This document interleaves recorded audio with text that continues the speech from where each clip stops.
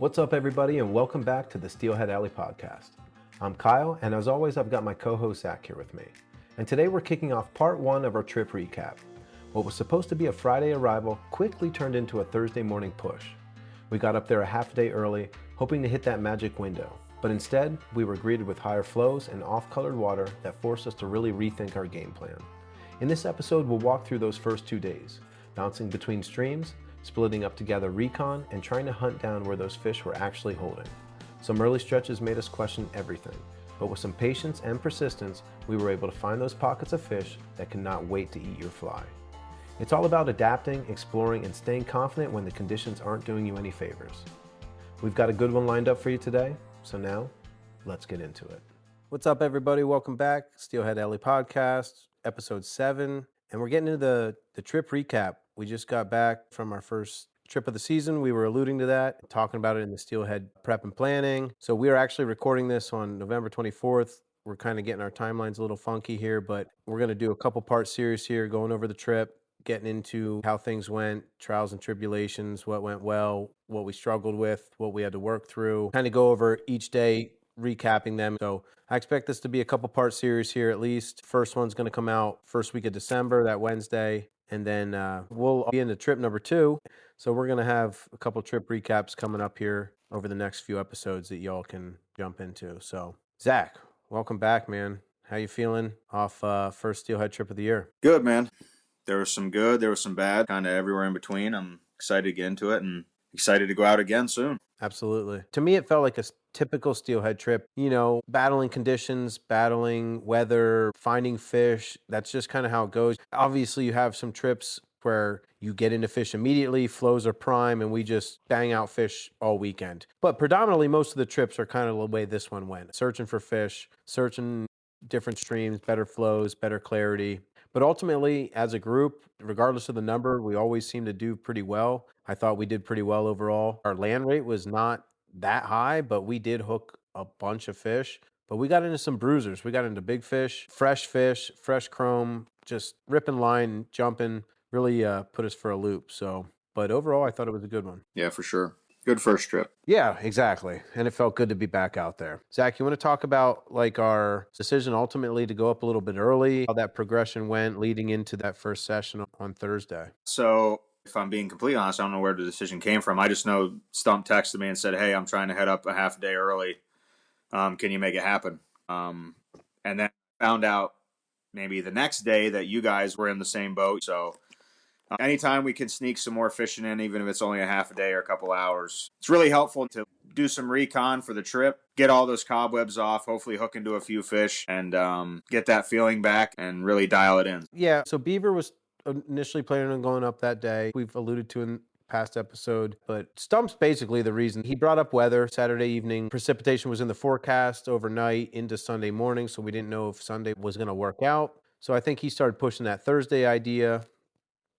And honestly, once I knew half of you were going to be up there, I couldn't be the only one that didn't get up there early. First trip of the year, why not? So we made it happen, just kind of incentive through the group going up early, and I just had the bug too bad. I couldn't not be there. Yeah, no, that guy sucks to be that guy.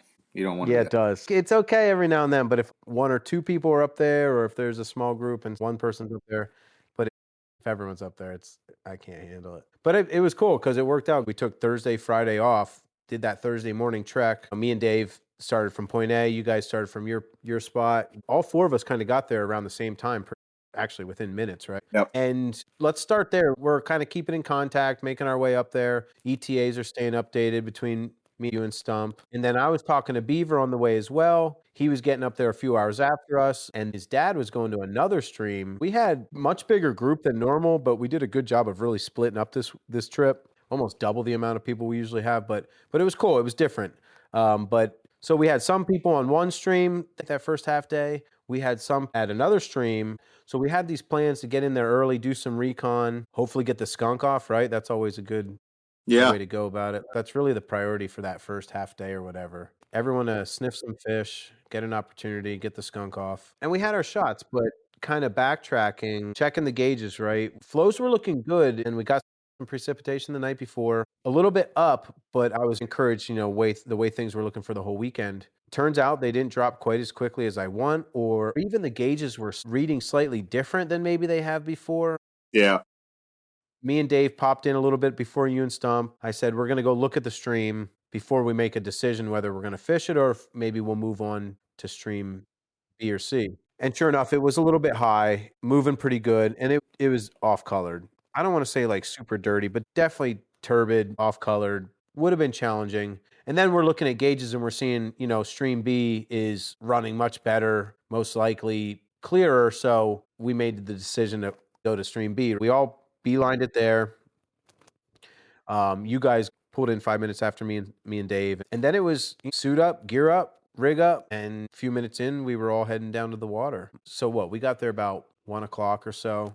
1:30. Yeah, so we had a good, 4.5 hours on the water to kind of hunt and, again, hopefully get that skunk off. And I don't know about you, and, you don't have as much experience, especially on that stream, what these waters look like. But when I got down there, kind of like stream A, it looked good, but it didn't look as good as I thought it was going to. A little bit higher than I expected it to be, and definitely dirtier, more off color than I expected it to be. Yeah, definitely not like if you just took the gauges at face value, it was definitely looking a little different than we expected. Yeah, it was interesting. The clarity was way off, and it was even like we said, we were kind of talking about it all week, and we can get into it. But the way the gauges normally read and what we were seeing out in the water just wasn't making sense in our head. I mean, it could have been just from not being up there, but something just seemed off with all that. But we adapted to it. It wasn't that giant of a deal. It was more curiosity than anything. Yeah, you're right. It wasn't a make or break thing. We just had to adjust to that slight difference. And it's funny, we talked about the prep and planning episode about reading gauges and how we have this range of levels. And honestly, it was just slightly different than that range that I've been used to reading for years now on all of the streams, right? So they just seemed a little bit different. Still very fishable. Flows were good enough. Clarity was good enough. So you guys hit upstream a little bit, and me and Dave beelined it downstream a bit, went to some A water that we're familiar with. And it's interesting, dude. Every year these streams have changes. They really do. And I know that's normal for a lot of trout streams. The way like wood and logs and just the way the stream changes, very different when I got down there. So not only was the water a little bit dirty, but the stream was flowing. The look of it, the landscape was different. It was cool. I thought it was really nice, but navigating was even a little bit different. Possibly, from the excitement of being on the water, probably fishing some of that water that I jumped into first a little bit too fast because I had a hole in mind. So like in my mind, I'm going to kind of cherry pick through these runs and get to this hole. Me and Dave are working it and really nothing. And, you always have this idea. Mm-hmm. You're going to step into that stream, first couple drifts, you're going to hook into one, and then everyone gets the bug and it's on. And it wasn't like that, right? It took us a little while. And I mentioned it when we were there, but the stream is a little swollen, and because of the turbidity, it's hard to pinpoint them. It's hard to really look at a run and be like, there's a higher chance they're going to be here. I'm really going to target this area, because when everything swells, some of those rocks and some of that cover and those runs that normally stick out, and you're like, oh, definitely there's going to be a fish in here. You know it from memory, but like you said, these streams are always changing, so we're kind of prospecting a little bit. If it's a little lower, I can kind of see some of the nuances of that run and really start targeting these areas. So it's just a matter of prospecting, and you have to fish more of the stream. When the stream swells, the stream opens up, and there's just more places they could be, so you just got to take your time. I got into some decent water, and I was just like, oh, I'm going to hook one, but then you don't. And then I kind of had to switch the mindset of, all right, I'm going to really pick apart this water. I'm going to fish all the edges. I'm going to fish everything that I can. And we found them.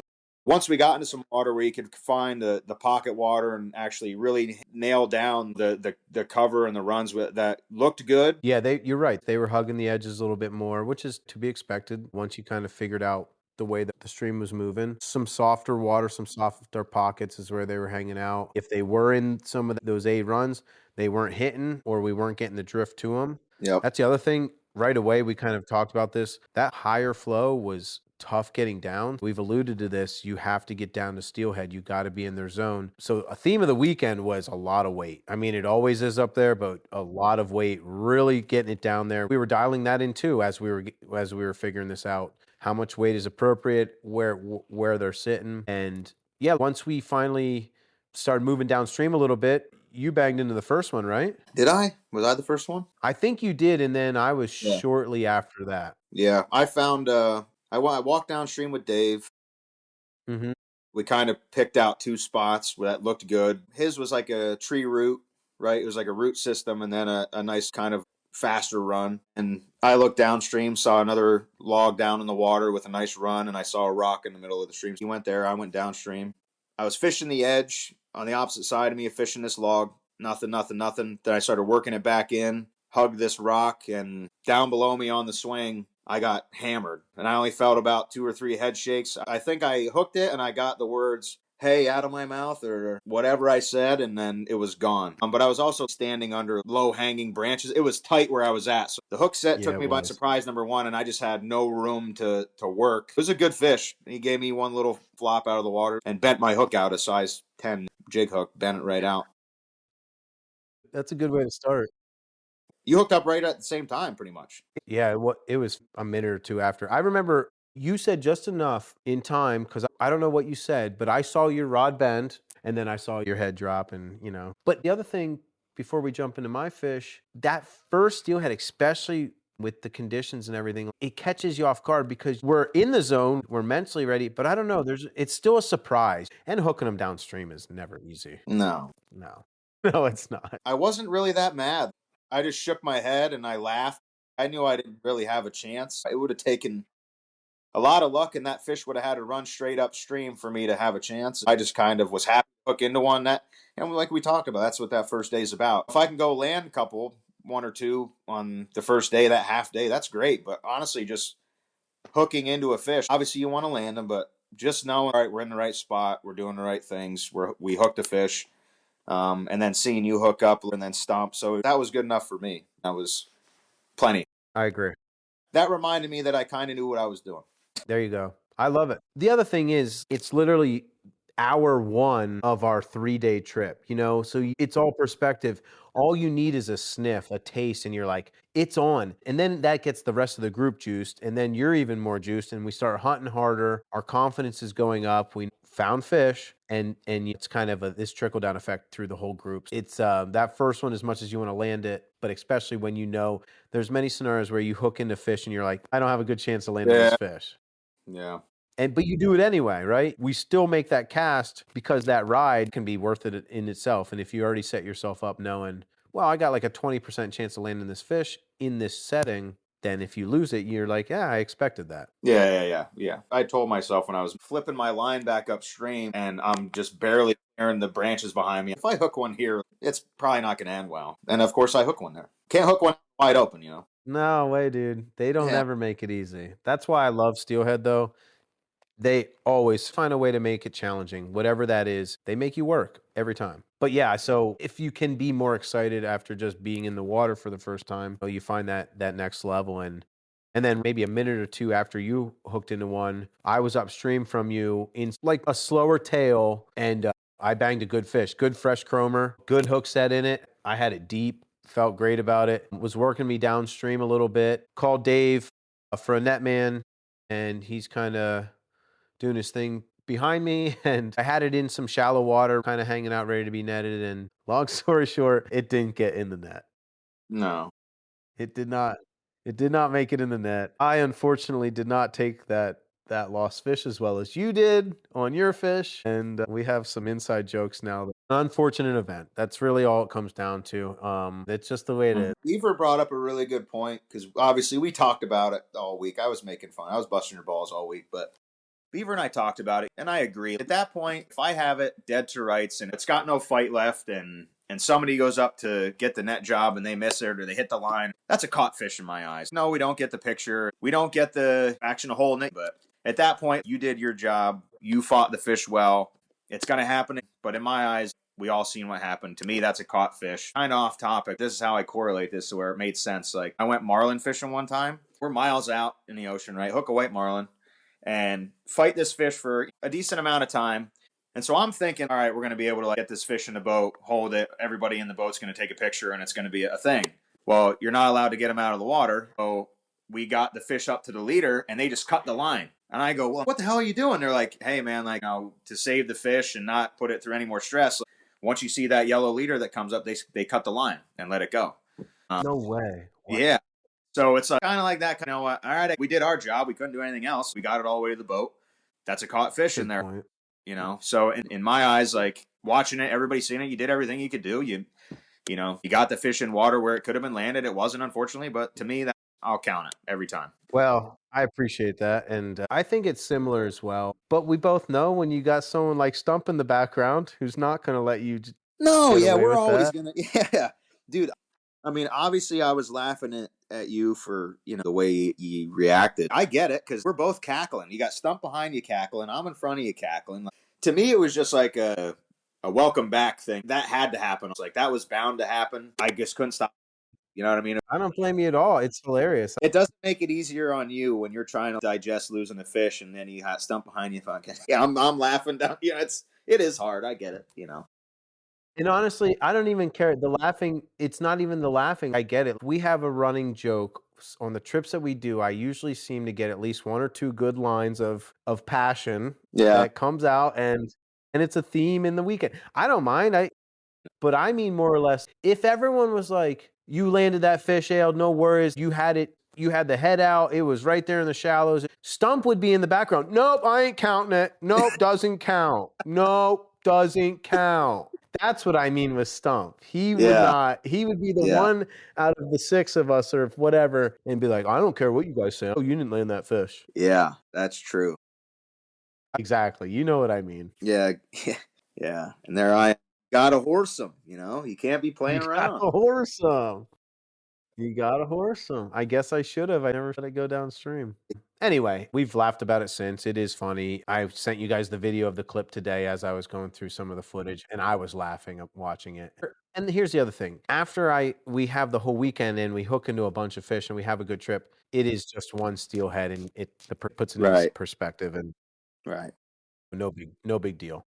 And to me, we fish a whole weekend, and I just know in the back of my mind, we're gonna hook fish. I'm confident in our group. We have so many different kinds of anglers with us. We're spread out on different streams and different sections, and I just knew we were gonna figure it out. At some point, so to me, I agree. Even again, when there's supposed lack of fish, low runs, tough conditions, tough flows, which all those things seem to be kind of true over the last couple of years, we still find fish. We're still productive. We still work through it. And I think a lot of that, to your point, even if we're fishing in all tight lining, or a number of us are tight lining, we are doing slightly different things and slightly adjusted preferences the way we are fishing. And yeah, we fish hard. I think that's kind of the point. Yeah. And to be fair, like this trip, I mean, usually we see at least a couple other guys catching them. We were running into guys that just weren't having any luck. And obviously, not everyone's going to tell you they were hammering fish. I understand. Fishermen are fishermen. But usually we at least see some people, like I'll see some guys land some, you know. Now, we weren't around a lot of people a lot of the time. I know Beaver ran into a guy that got into him pretty good. But other than that, I didn't see anybody. Everybody's pretty down on the stream. Nobody was really catching any. Yeah, I think to your point, Beaver was talking to someone, people were down at the mouths hunting, and someone had caught a bunch of fish down at the mouth, but it was not catching them upstream. And I agree. I think I saw one or two people, I really think it was just one person, catch a fish on one of the streams when I was walking. But what I was saying is, we've seen these trends and stuff, but despite these challenges as a group, we find them and we catch them, or we at least hook into them. You don't always land them, and that was the way it was for this one. So shortly after I lost my fish, then Stump was up in that water where I was at, and I swear it's like, I know he's going to hook into one up there. Water was too good where it was compared to some of the other faster stuff. You knew there was more than one fish up there, and if I knew it, why didn't I go back up there? But I didn't, and sure enough, not too long after, Takiti hooks into one, and I go up there to help him net that, and just the way they go sometimes, I didn't get a clear opportunity at it, and it just popped him downstream eventually. We are starting 0 for 3, but again, all pretty jazzed that we're in the fish. What, 20 minutes, 15 minutes? Yeah, 15 minutes, yeah. Really quick how it happened, going from nothing to bang, bang, bang right away. That's how that happened. I feel like that's the way Steelhead are, right?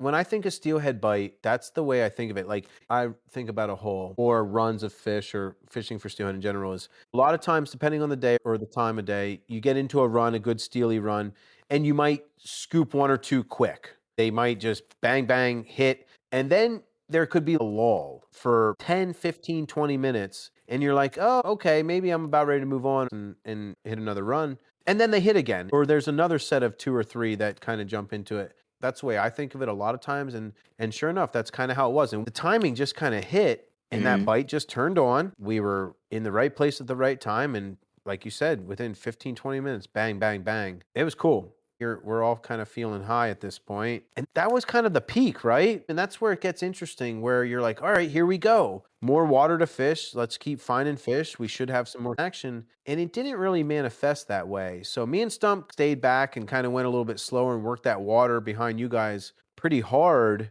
And you guys pushed forward. And what did you guys experience? Because you guys had more action than we did. Nothing major, but you were seeing some stuff. Yeah, so yeah, we fished around there for a couple more minutes. Just made the decision we're just going to keep pushing downstream. If we caught them up here, keep pushing down, we should be running into fish. Dave kind of knew the layout of the holes coming up and was telling me we're looking to get into some good water. So we're moving down, and the water was looking better and better, but we weren't getting the hits. We were fishing some really steely water, lots of cover and logs and deep runs, and it all just looked really good, and we couldn't get anything. And so then we're bebopping down, and next thing you know, the stream kind of gets real skinny and starts doing a bunch of switchbacks. Just a bunch of logs, trees down in the water, log jams, just like one after another after another. And then it's a rock up here, a nice run, right into a log jam, right into another log in the water. So the windows you had to hook them weren't very big. And then I got into like a 20-inch, maybe less, spit me in one of these log jams. I don't know how far down we were from you at that point. We're probably, 500-600 yards downstream. Yeah, that's probably about right. And then I hook into another one right away. Same size, talking 18, 20 jacks, smaller ones. Then Dave is up above me. He hooks one. I landed a smaller jack because I probably hooked 3 or 4 in these 2 runs, the little guys. And then Dave, this is when I told him he had to pay the guide fee because he wasn't getting any action. I said, hey, Dave, throw it up against that bank in that still water and let it kind of funnel down under these overhanging branches. And I think he made 2 casts in there, hooked one, landed it, went back in there again, maybe 4 or 5 casts later, hooked another one, landed it. So we were getting into them, but they were all small. They were all little jacks, 18, 20 inches. Guide fee. Yeah, I said, now you got to pay the guide fee first free, That's right. Real quick, Zach's pretty much described it. They have a smaller steelhead that isn't fully an adult yet. It's basically like a juiced up, I say juiced up because a lot of times they're chrome. Just a big rainbow trout, like an 18, 20, 21, 22-inch rainbow trout. Beautiful big rainbow, lots of fun. Just slightly below that steelhead class of, 24 inches and plus, wherever you want to set that line at. But they call them jacks. That's the term. So if you hear us say jack, that's what we're talking about. You talking about this guide fee in this run. When we did catch back up with you guys, you put me in that run and I didn't move a fish in there. Well, that's because we hooked them all already. You were too late. Yeah. Yeah, I was too late. You guys did. We caught them all. But that was some juicy stuff down in there. I mean, you got to figure if there's some jacks in there, there's probably at least one quality one in there. We just didn't sniff them. I agree. And seeing the little ones isn't a bad thing. They're plenty of fun. They hammer the flies. They kill it. Yes, they do. They're very aggressive. Yep. But if you get that initial bite, you're like, oh, and then you start reeling, you're like, oh, okay. And when we're talking being let down by a 20-inch fish, by a 20-inch trout, we're just being picky at that point. I mean, it's all fun, Yes, you're absolutely right. And it's a little bit different for you now that we're talking about this. You're on a 4-weight. Yeah. For me, I'm like, man, I'm not here to catch an 18-inch fish on a 7-weight. But you are right. They hit hard. They'll peel line. Those 20-inch jacks, a fresh chromer, can feel a lot bigger than what they are. Mm-hmm. You can still have a lot of fun with them. So yeah, you guys got some action down there, moving stuff. And then as me and Stump are kind of slow playing it, following y'all, nothing. And we didn't really see any people, which was awesome. Yeah. I wanted to say that earlier. You brought that up about not seeing a ton of people in general or catching fish. I think that also means something. If there's not many people on the stream, it's because they're not catching fish. I think you guys saw one guy downstream, and he kind of kicked out once me and Stump got down there. But we were slow playing it, hitting it hard, and nothing, man. Some of it was almost, the one run was a little too deep. There's some water that you just like, there's fish in there. They just weren't hitting. And you kind of said this earlier, but the water was getting clearer, right? We talked about this. These streams are constantly dropping and clearing up. So as we're 2-3 hours into this half-day session on day one, it was getting better. That water was getting greener. It was getting better looking. It was dropping. But the bigger fish, we weren't locating them or they weren't eating at that time. Yeah, so eventually me and Stump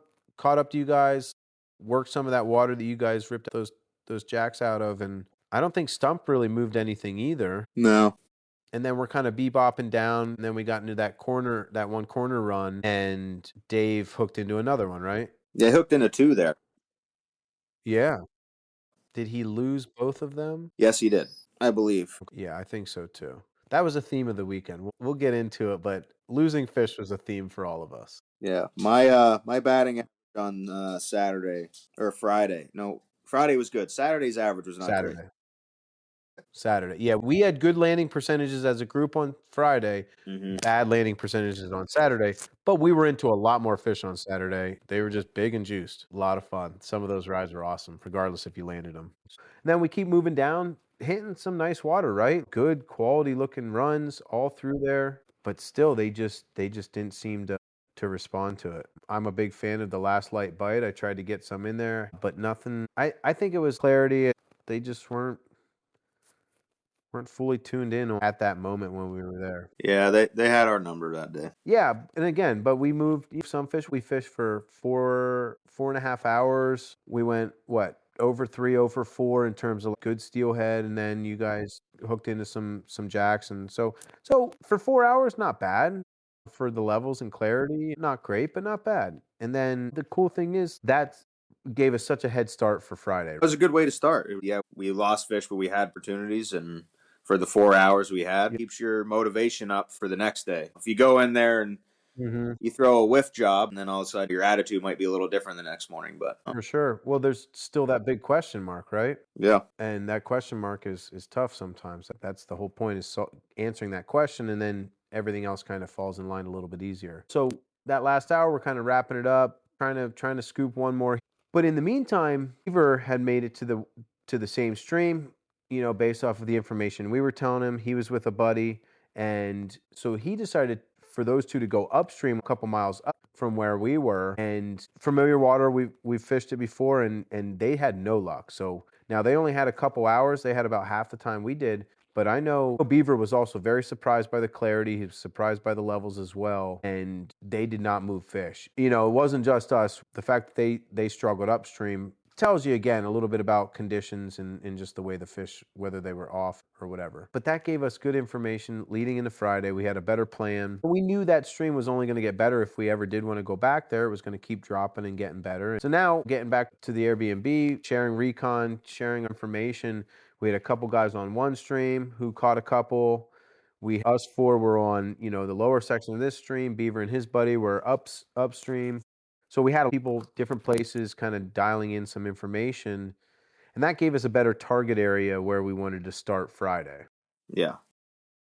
Streams dropped significantly, right? So levels were looking much better. We were getting very excited about that Friday morning, going into stream A where we wanted to start Thursday. We were now able to start there. And we kind of broke it down in terms of, again, spreading out. So Beaver's dad and his buddy Jeff went to the stream that they were on prior. So they went back there. We're hunting different sections of water that they didn't fish on Thursday. And then us 4 went into the same area, but the stream we were on now has plenty of area spread out. And then Beaver and his buddy also started where his dad were. So we had 4 guys on one stream, 4 on the stream we were on, finding information, hopefully finding fish, and keeping in contact, so every couple hours getting back and forth with each other, how it's going. And what'd you think jumping in, Zach? Because we went into one of our favorite spots where we've killed it, middle of November, early November, late November, like we've done well all through November.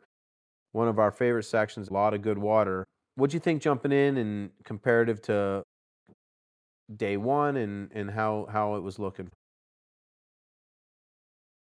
It's dark out when we get there. We're there before daylight. We Yep. go get breakfast, Yep. ate our breakfast at the truck. We're getting waitered up, getting set up. I'm really excited about the levels that we're at and the way the water should look. So in my head, like obviously nothing's a guarantee, but like we're gonna hook fish, and it's gonna happen right away. Yeah, yeah, I'm with you. Yeah, you get that feeling. Whether we land them is another thing, but we're in the good spot. We're in the right spot. If they're here, we're gonna hook them. And by the time it got light out, the stream was just still way more turbid than I thought it was going to be. It was definitely fishable and definitely looked better than the day before. But just for what we're used to seeing it look like at the level it was at, the lighter it got, I'm like, man, this water's still pretty dirty. Like, it's definitely fishable, but definitely dirty. And I start bebopping upstream, and I'm hitting really good looking water, and just nothing, nothing, nothing. And I don't think it was long before you ended up hooking up. If I had to be real about it, maybe a half hour, if that.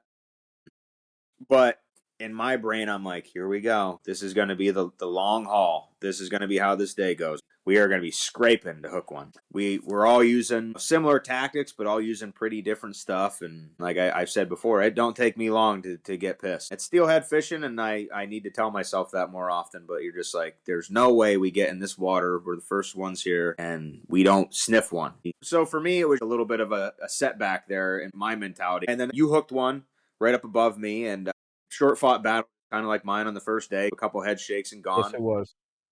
Yep. And that can recharge your battery, right? It wasn't me that hooked the fish, but I see that and I'm like, all right, they're in here. Like, I know they're in here. And I think we Mhm. eventually just Mhm. chalked it up to the off colored water, had them turned off. And unless you were smacking them in the face, it was a rough go.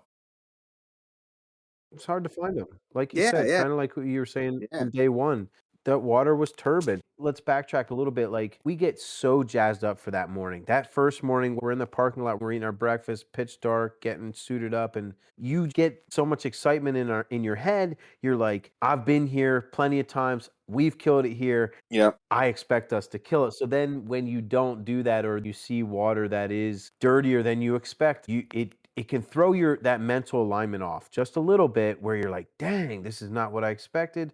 So then you're adjusting to that mind shift. You convince yourself naively, we convince ourselves naively enough, "Here we go. This is it. We're here. Let's go bang some fish." And it doesn't happen. And a lot of times it doesn't happen like that anyway. But again, then you're going through this mind shift, this adjustment of, oh, dang, it's not as prime as I thought it was. The water isn't as clear or isn't as green as I thought it was going to be. Now I'm adjusting to that. And then you get a little discouraged in that when it just takes a little bit of time to kind of get back into that mode. If someone hooks a fish, it doesn't have to be you. You re-motivate, you realign. Okay, they are biting. There they are. We're back, and you can reset. It's weird how you can look at clarity up there, and it just throws you off. I think, and we found that out, right? Clarity Yeah. was a big theme this weekend, and it really, I believe, had a big impact on the bite. And I look back at especially that day one, and then our first half of day two, and it was much dirtier water than it was the rest of the weekend. And you alluded to this with your first fish hookup and losing it. You're saying there's a lot invested in this trip. I think in my head it was even more amplified because we started the podcast. We're talking about it every single week. Normally we're texting here and there, but now that's at the forefront of my mind all the time because we're thinking about stuff we're talking about on here. We're exchanging ideas, talking about patterns, and we're tying, and everything is just amplified. So then you build it up big in your head. It's even bigger because we're talking about it all the time. Yeah. And in depth, not just like, oh yeah, man, I can't wait to get out there. Oh, streams look good. Like that's usually the text, right? Oh yep. Hey guys, like levels are looking good. Looks like a good weekend, boys. Right. Now we're like, at least you and I are sitting down and we're talking in depth about all these things and everything we love about it. It Good takes you point. to a place where you build it, you put it on a pedestal in your brain, like the stuff, all this cool stuff we've been talking about. It's going to happen when we get there. Like it's Yeah. finally gonna happen. Like 100% going to happen. We're gonna fish in the same holes. We always catch them in. And when it doesn't work out like that, you're like, man, we suck. Yeah. We stink. Yeah. Wow.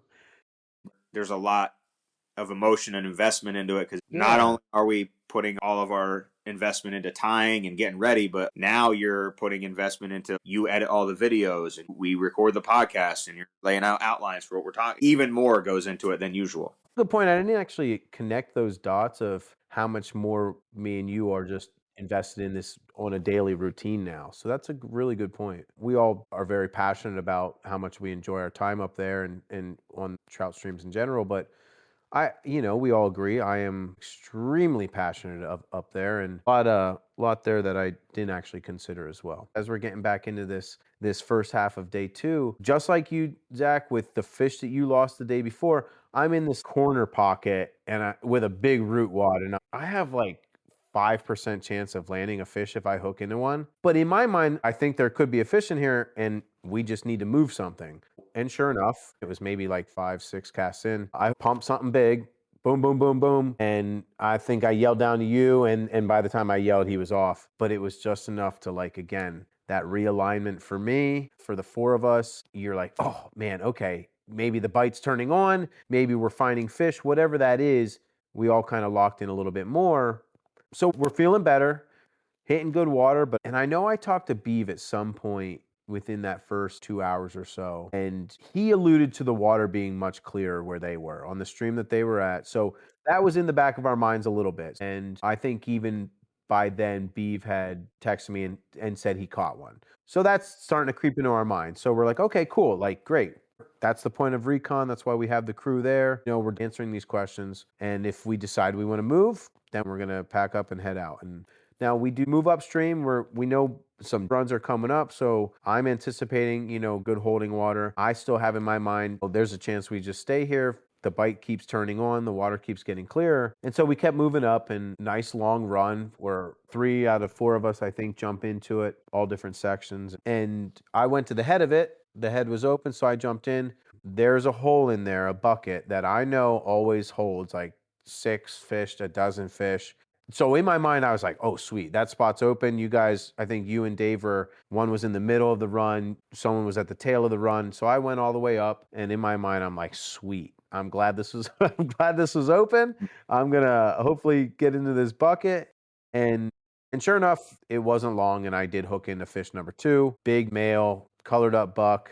Been in there for a little bit, gave me a good run. Showed itself, did some jumping, peeled some line, and then kind of like went lethargic. I think it wrapped me, but it kind of just went lethargic, kind of bellied up there for a little bit and got to a point where I kept the head up. Zach, you had a great net job, scooped her up, and we got one on the board. I was 100% with the net on that trip. I was killing it with the net. That's right. I hope it shows on video some sniper jobs, dude, because I was killing it with the net. We got that one for sure. Another thing I want to point out before we get to the end of this part, the other factor here with all of this stuff going on, right? And the reason why I'm also a little down in the dumps, your boy had the scurvy. Me and Takiti were scurvied. We had a few too many adult beverages the night before. It's excitement. You're in the Airbnb. We're all around each other. We're sharing stories. We go down to the bar to have some burgers and wings. And Takiti and I kind of kept the party going a little more than everybody else. And I had my electrolytes on me. I hydrated best I could, but I just had a headache that would not go away. If you're like that and you're not really sniffing fish, that's just a recipe for a bad day. I mean, it did get better, but yeah. I was like, man, I was dragging. But we got through it. There's only one cure for that, and it's to hook into a steelhead. I'm glad you brought that up because we skipped over that. We did have a good time. I'm usually moderate with the beer drinking, but when you're in a group with your friends, and we had an Airbnb, something kind of new for us, and yeah, we went to the bar, got some beers and burgers, like you said, and they were going down good, right? Yeah, we're all excited. The real weekend is about to start. Mm-hmm. We're drinking some tasty IPAs or whatever it is, and then start switching over to some faster stuff. And you and Stump hit it good.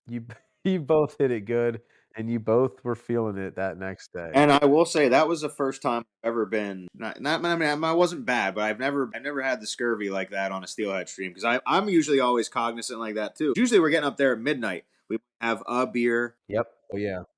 True.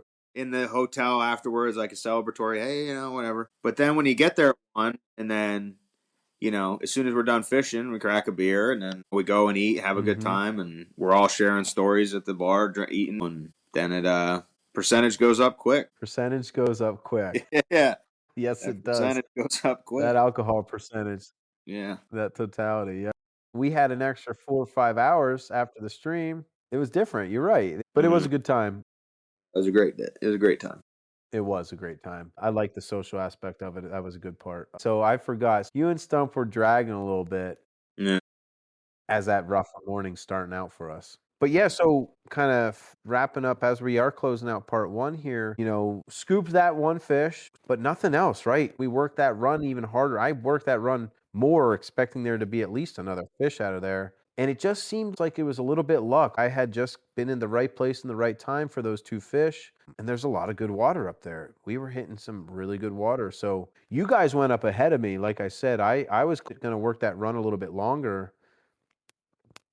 And nothing really moving. Yeah. Other than 1 or 2 spots that we found, it was pretty much 1, maybe 2 fish a run. Maybe that you were going to get to hit anyway. Not saying there weren't more in there, but usually it was we'd bang out 1 and then we'd fish and fish and fish and nothing. And maybe we'd come back a couple hours later and hook another 1, right? But there wasn't that you hook up, I hook up, this guy hooks up. We weren't hooking 3 and 4 at a time in the runs. It was pretty much a one and doneer. Let it cool off. Maybe we work our way down or up, come back to it, maybe hook another one. It wasn't fast action, but it was consistent. I think the action trended with the clarity of the water. So as the weekend progressed and the water got clear, and when I say clear, it was still green and hazy, right? Day 2 that morning, not really moving any fish, but it was dirty, turbid, whatever you want to call it. And again, I've really associated that with the trip. The dirty water had fish off. Yep. It isn't always the case. The bite was not on. And when you got on clearer water is when the bite usually turned on. And then by the end of the trip, which we'll get into, kind of a prequel, we got into more fish as the trip went on. And again, I think it's because the clarity just got better.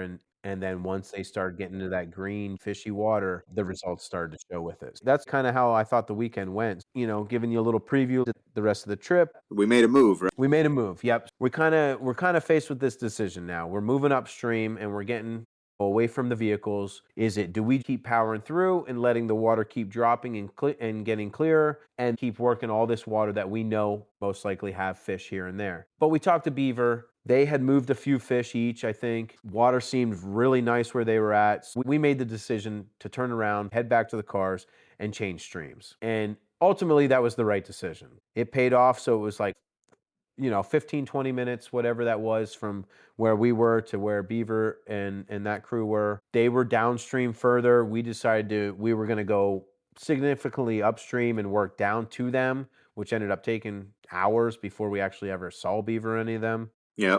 But that was the decision we made. We packed up, we went back to the trucks, went up to Stream B, and the water was much better. And that's where we're going to leave off today. We're going to move into the second half of day 2 and then day 3 into part 2 of this series. So be on the lookout for that in a couple weeks after this one drops, and we'll finish this up. Second half of day 2, start getting into more fish, moving around, then that leads us into day 3, and then we end up moving streams again, and we get into even more fish. Things really pick up. Yeah, anything you want to lead off, Zach, as we are wrapping up? I think we fought really hard for the fish that we did hook and the fish that you ended up landing, and I think we could have easily kept fighting on that stream and worked our way up and maybe we caught a heater, but I think ultimately we made the right decision. And like you said, from this point on, from this transition right here, that the action picks up tremendously. It was kind of the key decision, right? We all were like, all right, let's not sit here and beat a dead horse. Let's go somewhere where we know they're getting into them and try our luck there. And ultimately it paid off, and the action only picks up from here. I agree. To your point, it was a big decision, and it was the right decision. Instead of fighting for fish the way we were. I think part of all of us wanted to keep trekking. We'll get them because you're already there. You're like, man, I don't want to leave this and go to somewhere else and maybe waste time. Every minute's valuable. Part of me wanted to say just like, screw it. We're going to work this up. We'll get them. And if we had not had those guys on that other stream, I don't know if we would have made that move. It made that decision easier for us, and it made us make that decision faster. Maybe we would have fished even longer before we made that switch. And again, it was kind of a shift in the trip, and then that led us back to stream that we were just talking about, and water got way better, and then we did much better as well. So 3 different streams, caught fish on all 3 streams, and we'll kind of break that down more as we get into part 2. So then we got another trip coming up. We'll keep you guys glued in on that. I'm hoping towards the end of the year, I'll start getting some of our videos going live on YouTube. So be on the lookout for that. I'll give updates. But we got a lot in the works. Got a lot coming up. Again, balancing trips, these episodes, getting some footage in. We've got a lot of stuff going on. I'm excited. So thanks, everyone. Thanks for, again, tuning in. Part 1, Steelhead trip number 1 recap. Zach, you want to close us out, man? Yeah. This is the first trip of the year. A little rough to start, but things are going to pick up. Things are going to get much better. There's going to be a lot more action, a lot more stories, a lot more cool stuff happening. It was good to get out. It's good to talk about it and actually think back on it and appreciate it. The struggle, the success, appreciate all that stuff. So look forward to getting into part 2. Yeah, me too, man. I think appreciation is a good word for it when you can recap these trips and really think about the work you put in as a team and some of the factors that you are faced with condition-wise and things like that. You do appreciate if you do scoop a fish in those conditions, or if your team does go 0 for 6 or 1 for 6 in that first day or first half day, because it did lead to more. It led to more success. So yeah, all right, guys. Again, thanks for tuning in, everyone. We'll check back in with you in a few weeks. Steelhead Alley Podcast, Part 1, trip recap. Take it easy out there if you're getting in some steel. Tight lines, everyone. All righty.